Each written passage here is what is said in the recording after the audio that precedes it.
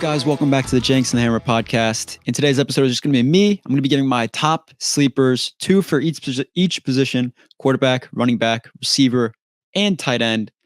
And in this episode, I know it's been a couple weeks since we recorded an episode. Last week, I got COVID, still kind of passing over it now. I got COVID on the day we're going to record, so we weren't able to record an episode. Let's getting this one out for you guys this week. Starting off right away with some quarterbacks. The number one quarterback sleeper I have is going to be Matthew Stafford, QB 20. I feel like this is way too low for Matt Stafford. He's proven time and time again that he is a top quarterback in the league, at least top 15, at least. And last year was a little bit of a tale of two halves. It was. So I'll give us numbers for two different halves from last season. The first half of the season, touchdown wise, it goes 0, 1, 1, 1, 2, 1, 1, 1. Second half, 1, 4, 3, 3, 2, 2, 1. So as you can see there, that's a big difference in between each half. And so if he can continue that second half play into this season, which I think he can, Cooper Kupp, as well as Tutu Atwell and Puka Nacua. Puka Nacua arguably is receiver one there this year. We'll see what happens. And they have weapons. They have good running backs. They have 2 good running backs now, Kyren Williams, and the running back from Michigan, Blake Corum. And I don't know. I mean, Matt Stafford is just a quarterback that you can never count out. He's shown that he can win Super Bowls. He can win the playoff games that he gets into. So I think in NFC this year, I think the Matt Stafford-led Rams are going to be solid. And I think he's going to have a good fantasy year. So I think that's a good sleeper for you. As a backup quarterback in the later rounds, you can pick him, store him on your bench until he heats up, put him into your starter role. Number 2 is going to be Derek Carr, QB 29 right now, average draft position. And I know it's a homer pick. I know I'm a Saints fan. But Derek Carr has all of the weapons needed to have a successful season this year. And he doesn't have Pete Carmichael calling the plays anymore. It's Clint Kubiak coming from a Kyle Shanahan system, being able to throw some play action, which Derek Carr excels at, as well as motion almost every single play, which Derek Carr and the NFL in general excels at right now on the offensive side of the ball. The cheat motion where players are basically sprinting down the field sideways. And as the ball snaps, that's when they turn upfield and they have full momentum. And the defensive backs or corners, whoever's guarding them, are usually standing there right in front of them. So it makes it a lot tougher to guard. So I think Derek Carr, with Rashid Shaheed, Chris Olave, A.T. Perry, Dallin Holker, and Juwan Johnson at tight end, as well as Taysom Hill. I think Taysom Hill is going to be a dog. I'll get into that later. And Alvin Kamara is going to step up this year as well. So I think Derek Carr would be a good fit for you as a late round quarterback. Quarterback 29. That is below multiple rookies this year. Rookies that you have no clue what the hell they're going to do. You have no clue. But Derek Carr, you get a little bit of a baseline. He went like 28 touchdowns or 26 touchdowns, 8 picks last year off the top of my head, which isn't bad. Like, that's not bad. Obviously, a lot of it was in the second half of the year, sort of like Matt Stafford. So you want to look out for that. If he can start the second half of the season this way, like he did in the second half of last season, it's going to be a great fantasy season for him. And I think getting the value of QB 29, like that is insane value for you to make the pick late in the fantasy drafts. An honorable mention here for a quarterback is going to be Aaron Rodgers. He's QB 19 right now. And obviously Aaron Rodgers has 4 MVPs. And a guy like that with the offense that he has, a lot of weapons over there. He's got Garrett Wilson, Mike Williams, Malachi Corley, good tight end. I think it's Conklin. And running back wise, Breece Hall, you can rely on him for anything, pass catching, as well as running the ball. So he can, if Aaron Rodgers is never feeling it for a game, he'll hand it off and get back into the groove of passing. So I think Aaron Rodgers is set for a good season as well. So that's my honorable mention sleeper, but obviously he's a little bit higher than both of those guys already. So I wouldn't consider it as big of a sleeper. Now, let's take a dip to the running side of the ball with running backs. My biggest sleeper of the season is going to be Nick Chubb, RB30 at the current moment. Nick Chubb, as we all know, is a top 5 running back when healthy as a pure running quarterback or running back. He's obviously not a huge pass catcher. That's not what you are relying on him to do. He can still do it though. But I think Nick Chubb, he's already squatting back to 500, 600 pounds. I saw like that video where he had the bendy bar. I don't even know what the bendable bar is, where it's just bending over him with all the weight on the sides. And he squatted like 500, 600 pounds and made it look easy. Just made it look like it was nothing after his knee was literally sideways. It was disgusting, but he's still doing it.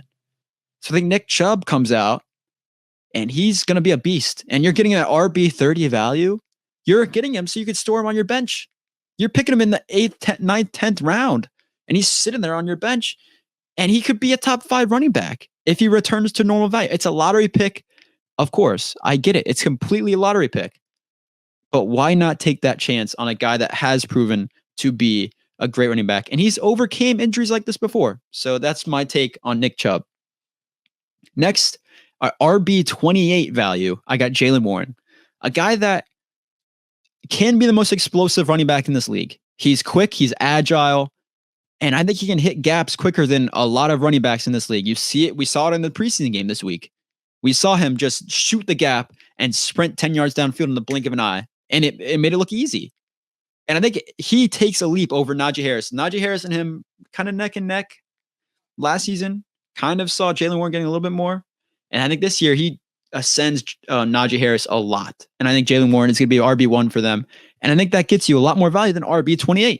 Again, a guy that you can get late in the fantasy draft as your RB2, 3, and be solid for this fantasy season. An honorable mention I have for running backs is going to be Tyjae Spears, a second-year running back out of Tulane on the Titans. Sorry, guys, the COVID's still hitting me a little bit. But RB35. You get a guy like this who can he's a pass catcher. That's what he is. He is explosive off the pass. So Will Levis, we all know Will Levis coming into his second year is going to be he's going to be all over the place. You're not sure what you're going to get with him, right? But I think Tyjae Spears is a perfect fit in the late rounds as well, later than Nick Chubb and Jaylen Warren even, to just pick. And if he booms, which I think he can, you pick him, and you got yourself an explosive running back behind Tony Pollard. I know Tony Pollard's going to be there. He's going to be there, probably their every down back to start until Tyjae Spears proves himself. But I think it can happen. I think it's definitely possible. Now, for those of you who don't know, Hammer and I were at Green Bay training camp last week before I got COVID and we couldn't record, do a recap episode. And I experienced firsthand this guy's ability. So getting right into receivers, my number one sleeper receiver for the season is going to be Romeo Doubs with the wide receiver 53 ADP right now. This is a guy that is the Packers receiver 1. He is the number 1 connection with Jordan Love. We saw it at training camp firsthand with my own eyes. I witnessed it. He is a guy that Jordan Love trusts to make contested catches. He trusts him to get yards after catch. He trusts him to get just possession catches, anything, you name it. Anytime Jordan Love needs a play, he's looking at Romeo Doubs first. That is his guy. You've seen it at camp. You've seen it in the news. You saw it in the train. You didn't really see it in the preseason game because Jordan Love only had 2 throws, and one was to Dontavion Wicks on a 63-yard bomb. So that's not, obviously you didn't see it in preseason in the one series, but Romeo Doubs is that guy. You saw it in the Cowboys game in the playoffs. And what's going to change this season? Nothing. So I think Romeo Doubs is going to have a big season, and you're getting him in the 10th round, 9th round. I mean, come on, you're getting 53 wide receiver 53 value, or you're picking him at wide receiver 53, but I think you're getting top 20 receiver value for the season. Next, I know this is going to surprise some people, but Khalil Shakir from the Bills is my second sleeper receiver of this episode. So Khalil Shakir, for those who don't know, came in a couple years ago, and he's kind of like under the radar guy for the Bills right now with Stephon Diggs. He didn't do much, but I think this year, Khalil Shakir, I annoy Hammer because I compare Jaden Reed to Amon-Ra St. Brown for the Lions. Khalil Shakir is going to be the Amon-Ra St. Brown of the Bills this season. That's my comparison.